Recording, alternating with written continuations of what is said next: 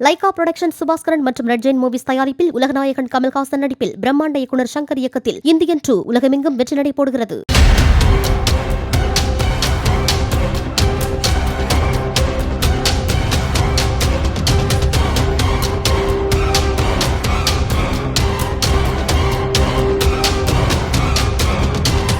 உளுந்தூர்பேட்டை அருகே உள்ள ஷேக் உசேன் பேட்டையில் சென்னை திருச்சி ஜிஎஸ்டி சாலையில் தனியார் சுற்றுலா பேருந்து கவிழ்ந்து விபத்திற்குள்ளானது.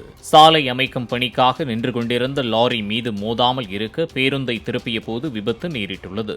சுற்றுலா பேருந்து விபத்தில் 11 பேருக்கு லேசான காயம் ஏற்பட்டது.